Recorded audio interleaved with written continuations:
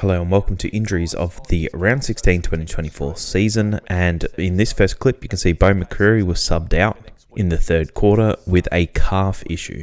The club believe that he probably won't be available for the next match against Essendon. At first glance it actually doesn't look that bad, but it's enough to get him subbed out.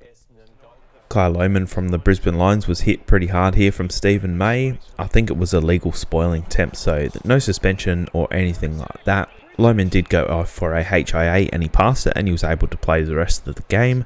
So it actually looks like he'll be okay to play next week, unless he has some delayed concussion. Cunningham from Sydney Swans was subbed out with a hamstring injury.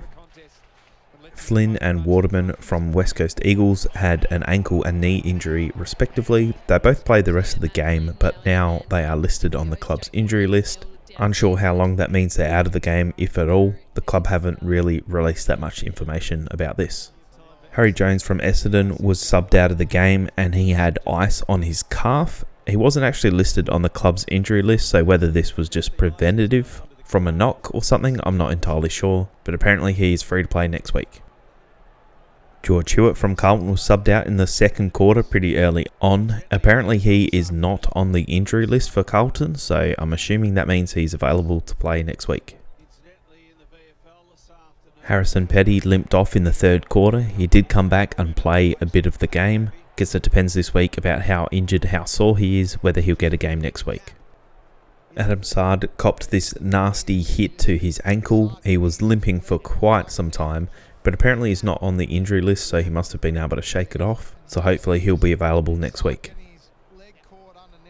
James Sicily has dislocated his shoulder again. He did this earlier in the year. He was actually taken out of the game. He wasn't technically subbed, but he didn't play any of the fourth quarter. The Hawks had a fairly comfortable lead, so they didn't want to risk injuring him any further, so they just left him off. Thomas from GWS was down on the ground for quite some time. I'm not entirely sure what happened here. He did get up and play the rest of the game, so assuming he will be fine to play if he gets selected next week. Jared Witts copped a pretty nasty knee to the ribs. He actually went down to the rooms to get checked out and he was fine. He did play the rest of the game and he's not on the injury list, so assuming he will be fine to play next week. Pretty disappointing to see that Zac Thatcher went down. He clearly got hit in the head by a stray knee and no HIA was completed on him. You can see he's holding his face. Surely the doctors at Port Adelaide saw this. I don't think they did a HIA, but if they did, please correct me. Other injuries that happened that I don't have the footage of: Taylor Duray and Vandermeer from Western Bulldogs have had a foot and ankle injury respectively.